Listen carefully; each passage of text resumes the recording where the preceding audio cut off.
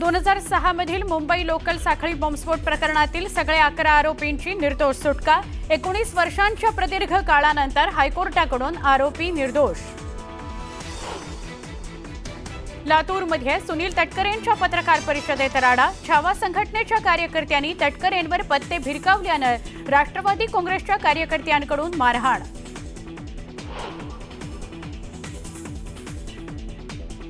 लातूरमध्ये झालेल्या घटनेचं समर्थन करत नाही, निवेदन देताना झालेली घटना अयोग्य। कालच्या घटनेनंतर सुनील तटकरेंची प्रतिक्रिया।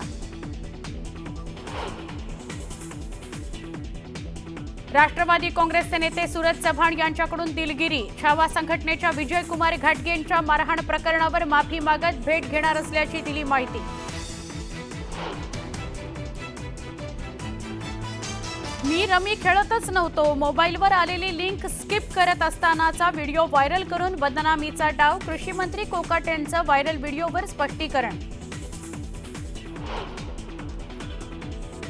पुण्यातील सारथी संस्थेला गेल्या 2 महिन्यांपासून व्यवस्थापकीय संचालकच नाही, राज्य सरकारकडून अधिकाऱ्यांची नियुक्ती नाही, सारथीचा कारभार रामभरोसे।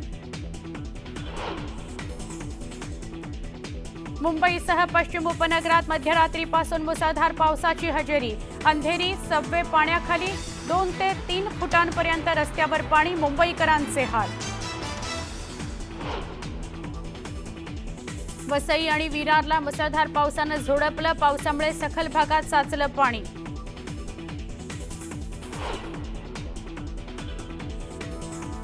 आणि नाशिकमध्ये अनधिकृतपणे राहणाऱ्या 4 बांगलादेशी महिलांसह एका पुरुषाला अटक। दास नावाच्या व्यक्तीकडून बनावट कागदपत्र तयार करून घेतले गेल्याचं पोलिसांकडून अधिक तपासात उघड। 11 जुलै 2006 हा दिवस मुंबईकर कधीही विसरणार नाहीत, कारण मुंबई लोकल साखळी बॉम्बस्फोट त्या दिवशी घडले। या प्रकरणातल्या 11 आरोपींची आज निर्दोष सुटका करण्यात आलेली आहे। मुंबईमध्ये 2006 साली 11 मिनिटांमध्ये 7 वेगवेगळ्या ठिकाणी स्फोट झाले। 11 जुलै 2006ला मुंबईतील लोकल ट्रेनमध्ये झालेल्या बॉम्बस्फोट प्रकरणात उच्च न्यायालयानं आज महत्त्वाचा निकाल दिलाय। त्यानुसार मुंबई बॉम्बस्फोट प्रकरणातील 11 आरोपींची निर्दोष सुटका करण्यात आली आहे। मुंबईतील लोकल ट्रेनमध्ये झालेल्या या साखळी बॉम्बस्फोटात 209 जणांचा मृत्यू झाला आणि 800हून अधिक जण जखमी झाले।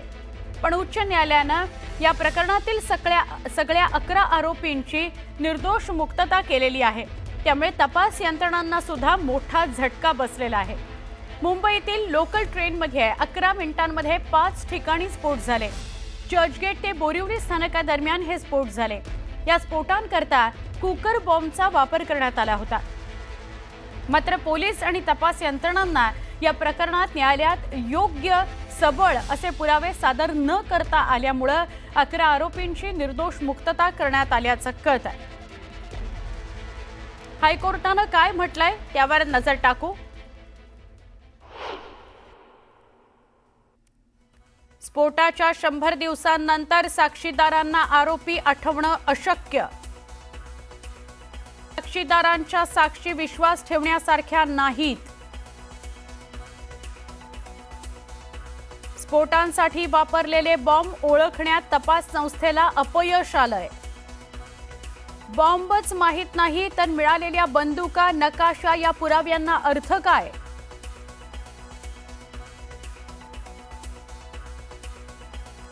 दोन 2006 सालच्या लोकल स्फोटा प्रकरणात आपण अधिक माहिती बघूया।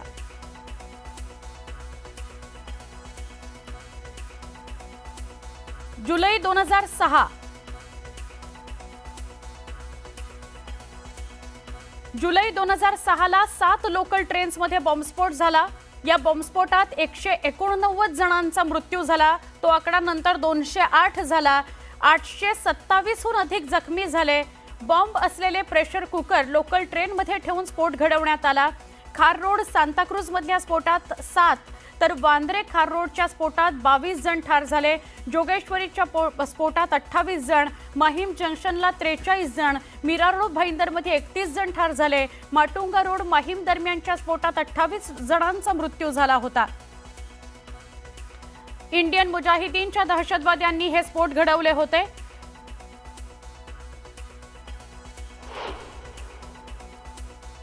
हे प्रकरण काय बघूया। मुंबई उच्च न्यायालयानं मोठा निकाल दिलेला आहे। 11 जुलै 2006ला संध्याकाळी मुंबई लोकलमध्ये स्फोट झाला। लोकलमध्ये 7 वेगवेगळ्या ठिकाणी अवघ्या 11 मिनिटांमध्ये स्फोट झाले आणि या स्फोटांमध्ये 189 जणांचा मृत्यू झाला तर 827हून अधिक प्रवासी जखमी झाले। महाराष्ट्र एटीएसनं 13 आरोपींना अटक केली। 15 जणांना फरार घोषित करण्यात आलं होतं। या आरोपींपैकी अनेक जण पाकिस्तानमध्ये असल्याचा संशय आहे। नोव्हेंबर 2006 मध्ये दाखल केलं होतं आरोपपत्र। 2015 मध्ये ट्रायल कोर्टानं 12 आरोपींना दोषी ठरवलं। 5 जणांना फाशीची शिक्षा दिली, 7 जणांना जन्मठेपेची शिक्षा सुनावली। खटल्यादरम्यान एका आरोपीचा मृत्यू झाला होता। एकूण 11 जणांना आज निर्दोष मुक्त करण्यात आलेला आहे। आमचे प्रतिनिधी प्रशांत बाग यांच्याशी आपण बोलूया। प्रशांत, 2006 ची ही घटना, तेव्हा सगळा महाराष्ट्र हादरला, सगळी माध्यमं हादरली। नेमकं काय घडतं हे कळायच्या आत आपण इतक्या आपल्या लोकांना गमावलं होतं आणि आज 19 वर्षांनी 11 आरोपींची निर्दोष मुक्तता होते। खरं आहे, म्हणजे की ती 11 जुलै 2006 ची ती 11 मिनिटं कोणीही विसरू शकत नाही। त्या धक्कादायक घटनेचा सिरियल बॉम्ब झालेला जो स्फोटांच्या जखमा आजही ताज्या आहेत।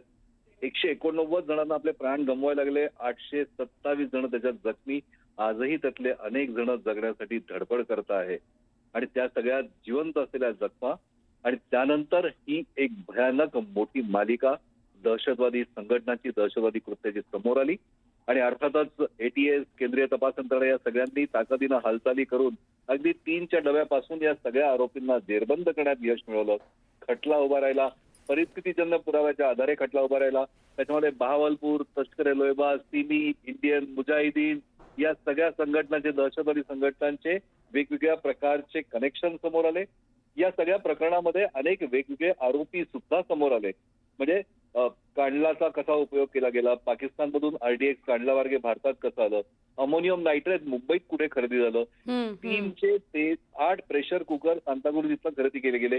या सगळ्या मजबूत पुराव्यांच्या आधारावर यांच्या विरोधात खटला नोंदवला गेला आणि या खटल्याचा निकाल लागला 2015 साली, ज्यावेळेस या खटल्याच्या निकालामध्ये या सगळ्यांना, म्हणजे की न्यायाधीश जे होते विशेष कोर्टाचे यतीन शिंदे यांच्यासमोर कामकाज चाललं होतं। आणखी 11 सप्टेंबर 2015ला या ठिकाणी न्यायाधीश यतीन शिंदे यांनी 5 आरोपींना फाशीची शिक्षा तर 7 जणांना जन्मठेपेची शिक्षा सुनावली।